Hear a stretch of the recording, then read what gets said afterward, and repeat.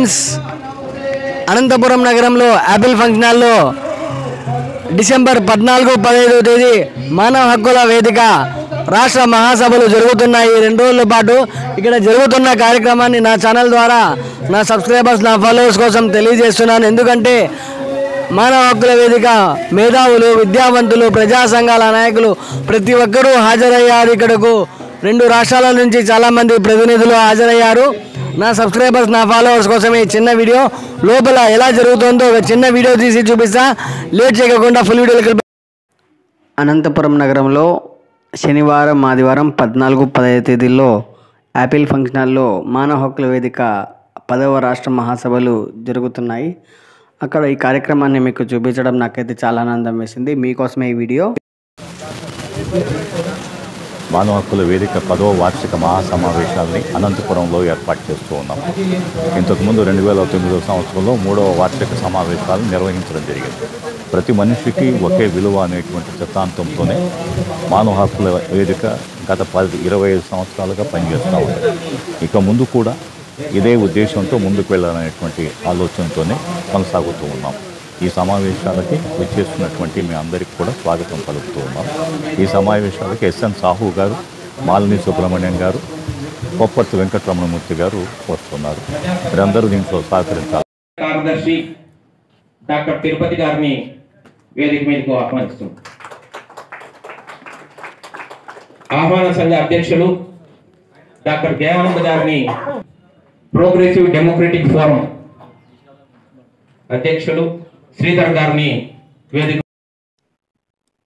ప్రారంభమయ్యే ముందు ఫోటో ప్రదర్శన, అలాగే పుస్తక ప్రదర్శన, మానవ హక్కుల వేదిక 2 తెలుగు రాష్ట్రాల నాయకులు, విద్యావంతులు, మేధావులు, ప్రజా సంఘాల నాయకులు అందరూ హాజరయ్యారు. ఈ కార్యక్రమాన్ని మీకు చూపించడం నాకైతే చాలా ఆనందం వేసింది. ఇక్కడ పుస్తక ప్రదర్శనతో పాటు మెడికల్ క్యాంపు కూడా పెట్టారు.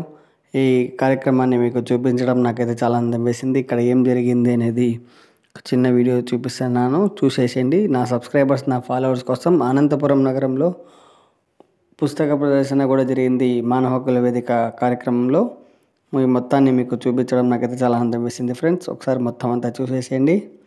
ఇక ఎందుకు ఆలస్యం.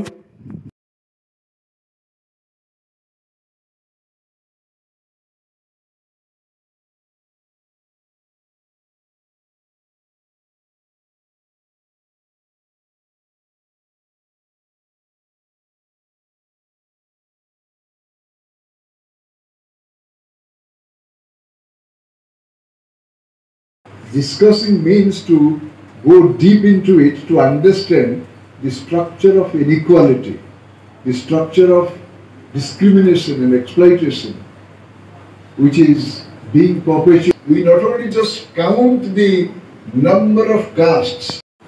If one goes high up in the hierarchy and, as Ambedkar said, ascending order of reverence, so those who are there in the ascending order of reverence, do they command respect and reverence just because of their caste identity, or because they have better access to resources of the society, wealth of the society, educational opportunities, health opportunities, even where they would buy a house, where they would stay, the neighborhood patterns, in our localities, in our cities, towns and villages. So caste sense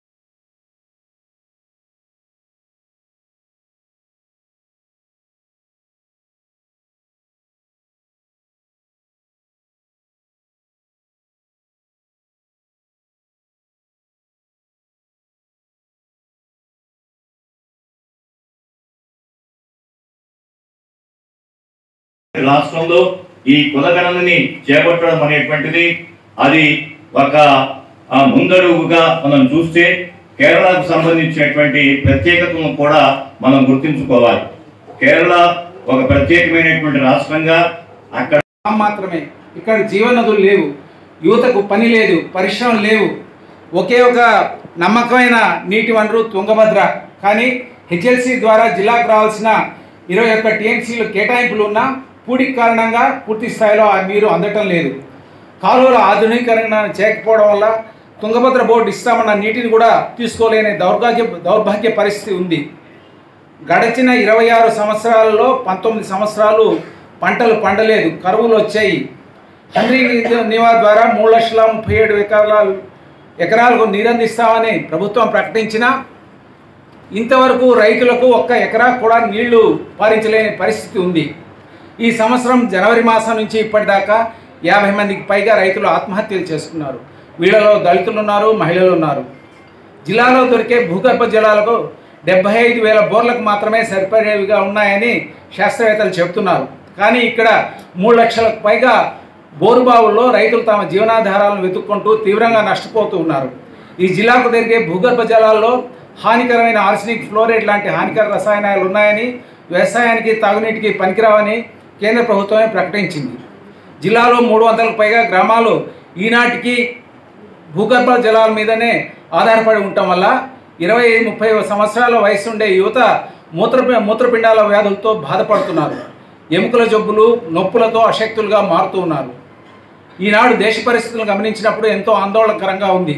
ప్రజలకు ఉపాధి చూపలేక, సమస్యలను పరిష్కరించలేక, ప్రజల దృష్టిని మళ్లించడానికి ప్రభుత్వాలు లేని సమస్యలను సృష్టిస్తున్నాయి.